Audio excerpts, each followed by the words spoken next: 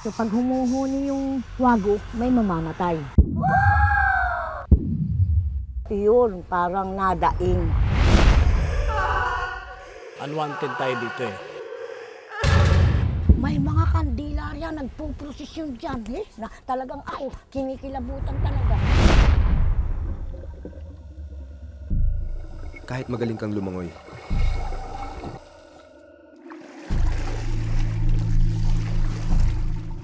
kahit anong kawag at padyak pa ang iyong gawin,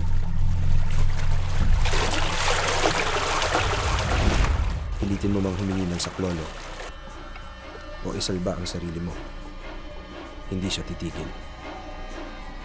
Hanggang ikaw ay tuluyang mapasa kanya.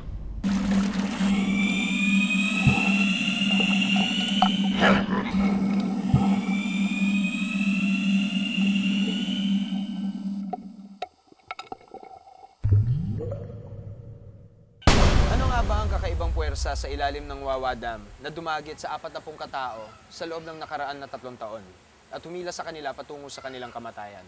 Paano nga ba nabahira ng masamang balita at trahedya ang lugar na ito na kung tutuusin ay sentro ng kagandahan at kasiyahan? Ako si Ryan Eidenman. Buksan ang mga mata. Talasan ang pandinig. Palawakin ang isip. Dahil ang mundo ay nababalot ng misteryo.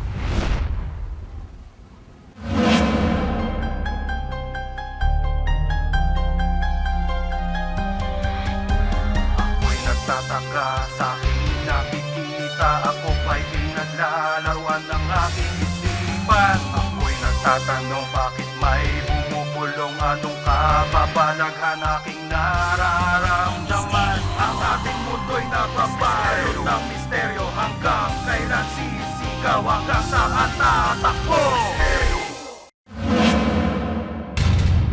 Itik sa likas na yaman ang lugar na ito sa Barangay San Rafael, Montalban, Rizal. Itinalaga itong National Geological Monument dahil sa mga naglalakihang limestone na matatagpuan sa lugar.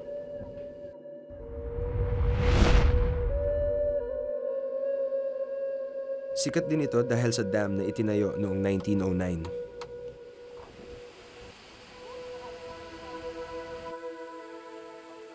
Ang tubig na naiipon sa dam ay umaagos sa Wawa River, na siyang paboritong pasyalan tuwing sasapit ang tag-init at Semana Santa.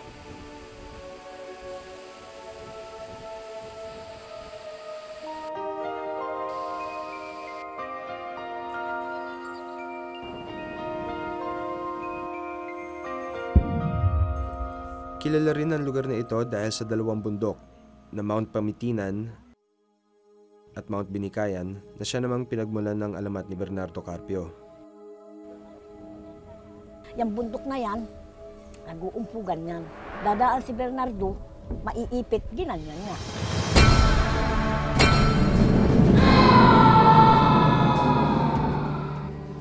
Sa kabila ng ganda at yaman ng lugar, isang misteryo ang dito'y bumabalot.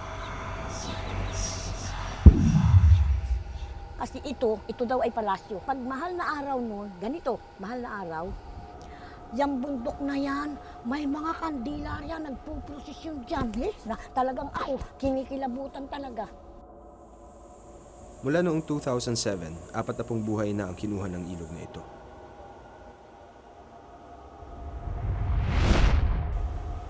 Yung pag humuhuni yung wago, may mamamatay. Yun, parang nadaing. Isang babaeng nagngangalang Pandora na reyna umano ng kabundukan ang siya raw sa Larin.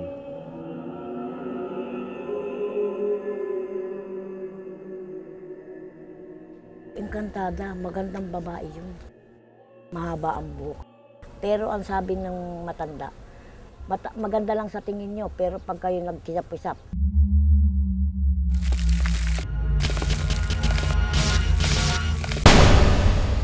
pangit yun. Ang unang naging biktima raw ng mga engkantada sa bundok na ito ay isang lalaking naligaw. nangahoy, naligaw, may butas. Sinundan yung butas hanggang nakarating doon. Nakapasok doon sa bundok, natagalan siya doon, nagkaanak. Puro babae. Kaya yan, puro babae. 7 panganay ang kailangan nila. Puro lalaki yun.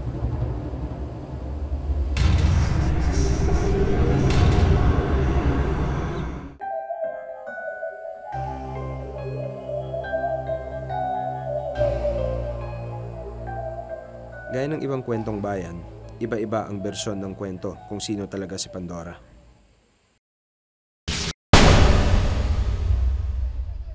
Isa si Bing sa mga barangay tanod ng Barangay San Rafael. Paminsan doon sa balite sa taas niyan, mayroong isang babae doon, yung nakaputi siya. Umiiyak yan, parang humingi ng tulong. Yun, napapakita yun, kung maliwanag yung buwan. Yung si Pandora at saka yun, mukhang isa lang sila. Buong siya yung pinaka dito eh. Siya yung pinaka-rayna kung tawagin nila eh. Yung kanto yun eh, dalaga siya. Nakagusto na sa kapwa natin ganito. Tapos mukhang hindi siya nagusto ng kagaya nating tao. Nabigo sa pag-ibig, yun, galit sa kapwa nating tao. Kaya ganun yung gante niya, yung gagawin niya, yung kukuha ng mga tao. Napagpasyahan naming imbestigahan ang sinasabing mahiwagang puno ng balete. So mga ilan tao na ho na aksidente dito? Taon-taon yan, sa amin sa barangay, pinakamababa, 15-16. Kada taon? Basta mahal na araw. Mahal na araw. Ano naman yung cost ng mga aksidente? O parang hindi naman to parang dagat na may mga current, di ba? Parang kung meron man, mahina lang. So, ba't ano yung cause siguro bakit maraming nalulunod dito? Meron ka talagang nangunguha dito yung kanto. Sige, so pupunta na ho tayo dun ngayon. Tingnan natin kung ano yung makikita natin sa ating investigation. So may kasama tayong mga Coast Guard and then dun tayo sa ilalim mag-shoot. Ayon sa paniniwala ng mga taga rito, dapat iwasan ng mga panganay na anak ang pagliligo dito sa ilog lalo na kung mahal na araw at kung humuni ang kwago. Panganay ako sa aming magkakapatid at panganay rin sa mga apo. Gayunpaman, susuungin ko pa rin ang ilog at haharapin ang kinakatakutang si Pandora.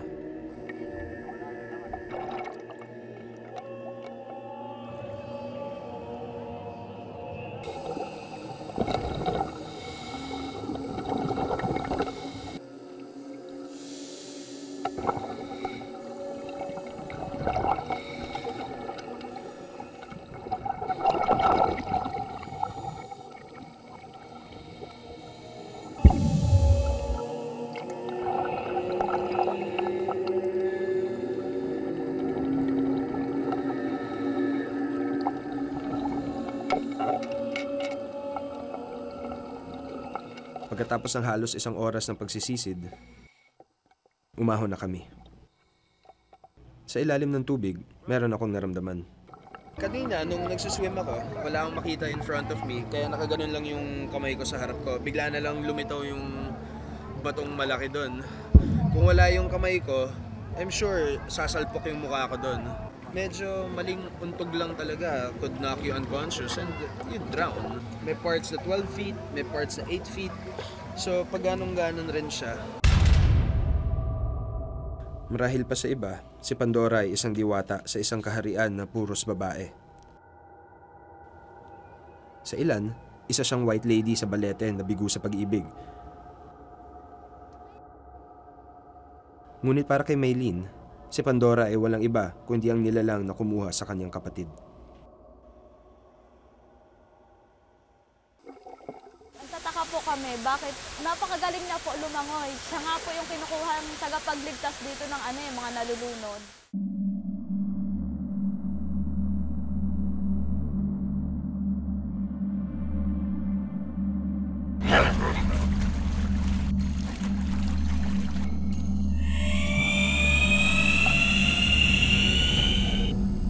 Pero po nung time na yon, hanggang tuhod lang yung tubig pero nakakapagtakang kalulunod siya na yung ulo niya ipapasok sa ilalim ng bato.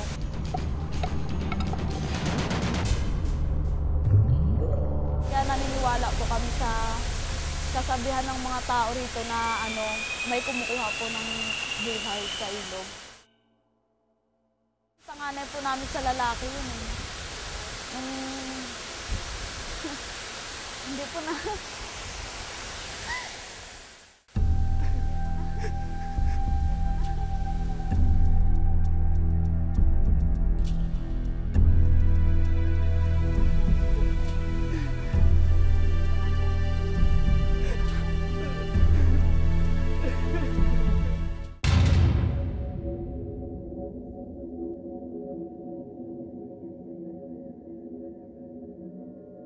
Nandito po ako ngayon para imbestigahan ang misteryo dito sa Wawa River kung saan pinaniniwalaan po nilang meron pong isang engkantada dito kung saan taon-taon kumukuha po siya ng buhay.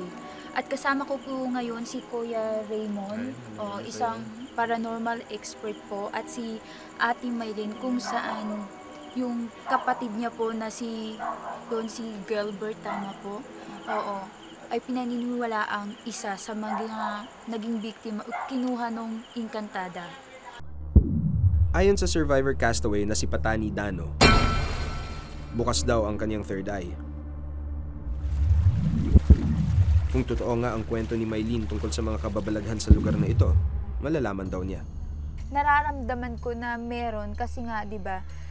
Lumaki akong naniniwala ko na pag mga ganitong lugar, lahat ng lugar meron talagang mga kababalaghan. Lalong-lalo na pag mga ganitong lugar na alam mo yun, bundok, tapos maraming kahoy, and then lalo na pag maraming namamatay.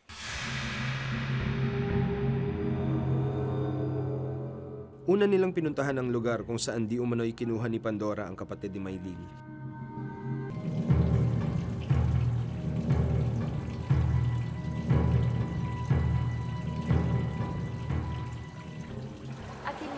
Saan po ba eksaktong namatay yung kapatid mo dito? Dito sa lugar na ito, diyan pumasok yung ulo niya. Kasi dati, yung lugar na to, mababaw lang siya, tsaka yung buhangin. Puro buhangin lang ang nandito, wala tulong mga bato na itong nakikita natin. Kung makita niyo siya, anong posisyon niya? Nakadapa siya, tapos yung ulo niya nakapasok sa bato. Hindi makuha yung napakaliit So parang ng butas. naipit yung ulo niya sa mismong ilalim ng bato. Naniniwala si Maylin na si Pandora nga ang may kagagawan nito. Kasi siguro nagalit siya kasi yung kuya ko nananagit kasi siya ng buhay. Eh yung kumuha sa kanya nanguha kasi ng buhay. Kaya siguro siya yung kinuha. Pagkatapos na nangyayari, nagparamdam pa ba yung kapatid mo sa'yo? Maraming beses. Kasi Tulad ng ano? nung umuwi siya sa amin, nung inuwi siya sa amin, yung katawan niya malambot pa, parang hindi pa patay. Oo. Tapos nung pinapawisan yung nakalagay na siya sa kabaong, pinapawisan yung mukha niya. Kadalasan yung nangyayari ilong yung sa niya. paglunod yung kadalasan. Ganun, Dala-dala nila yung Ilang sandali pa at may nakita raw nakakaiba ang paranormal expert na si Raymond.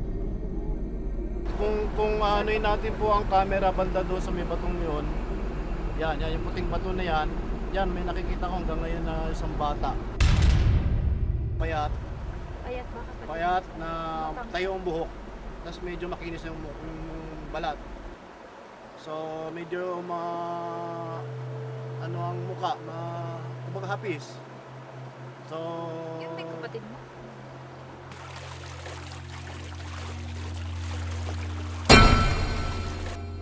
Pero bukod daw sa espiritu ni Gilbert, wala na raw nararamdaman ibang presensya si Raymond. Wala raw doon si Pandora. hindi ako masyadong kumbinsido kay Pandora eh. Maaaring si Pandora, pwede yan sa mga bundok. Kung nasa takay ng bundok, pwede pa yan.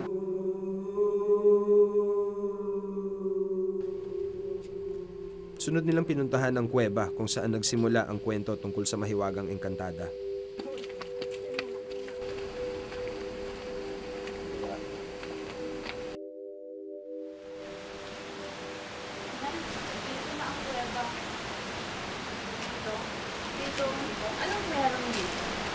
Dito kasi yung nagsimula yung tungkol kay Bandel.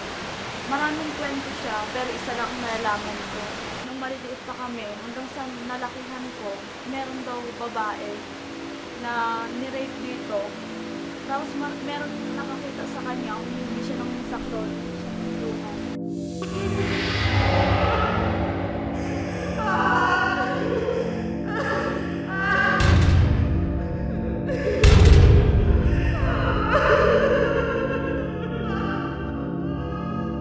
Nilibot nila ang buong kuweba para malaman kung naririto pa nga ang espiritu ni Pandora.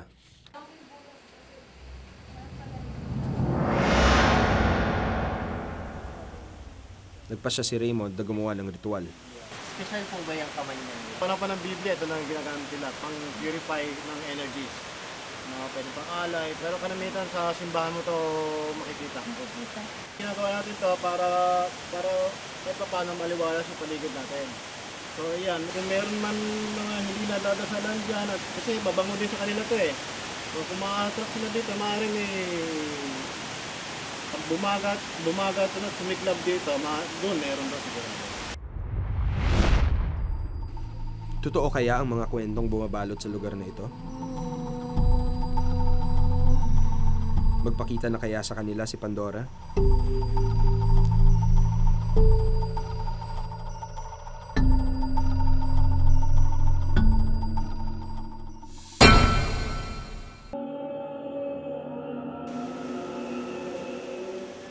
Ayon sa paranormal expert na si Raymond, sa pamamagitan daw ng ritual na ito, malalaman niya kung may kakaibang nilalang sa kuwebang ito, kabilang na si Pandora. Kapag daw sumiklab at nag-apoy ang insenso, ibig sabihin daw nito ay may presensyang gustong magparamdam. Pero base sa ginawang ritual, wala raw si Pandora o kahit ligaw na kaluluwa sa kuwebang ito. Kung engkanto talaga yan, diyan sila sa kabundukan mananatili. Yung daanan ng tao, mahilap kasi sila sa tao yan, hindi yan basta-basta nagpapakiramdam. Huli nilang pinuntahan ang puno ng balete. Ano yung kwento dun sa Balete? Marami kasing kwento na naririnig doon. Merong mga white lady nagpapakita, mga duwende, kung ano-ano ang nakikita. So, mas maraming kababalaghan doon compared doon sa mga unang lugar na pinuntahan natin. Mas marami. Kasi ang Balete kasi, yan yung puno na tirahan ng mga, hindi siya maanong nilalang, hindi siya kagaya natin. Nandun kayo si Pandora? Malamang kasi yung pakalat-kalat kasi ang kaluluwa niya, pwede siya sa tubig, pwede sa kuweba, pwede rin sa mga punong kahoy.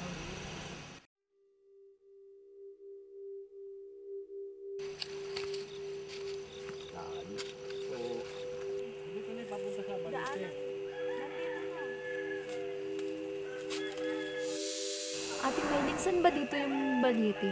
Nandoon pa sa taas. As in, malayo pa. Mahirap ba doon akyatin? Mahirap, masukal.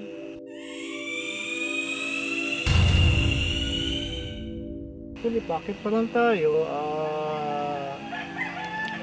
May mga nagmamatyag na. Unwanted tayo dito eh. Isang hamon ang binigay namin kay Patani. Gamit ang handycam na may night vision, iiwanan namin siya na nakaupo sa harap ng puno ng balete sa loob ng 30 minuto. Start. Okay.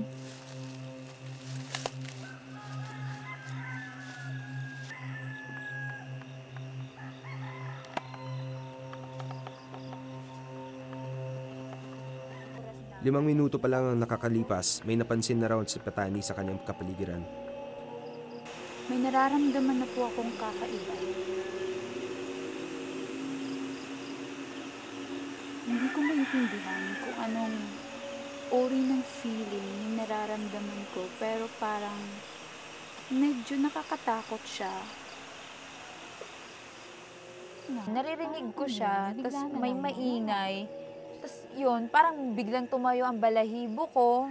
Sa palagay ko, hindi naman siya tao. Siguro nga, yun. So, posibleng, yun nga, nagpaparamdam sila o hayop lang.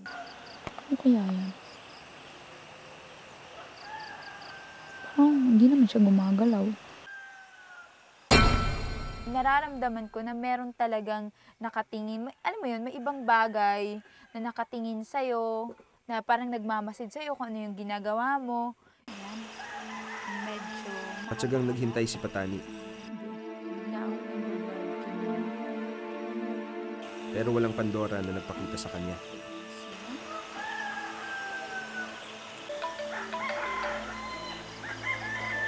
Tapos na po ang 30 minutes.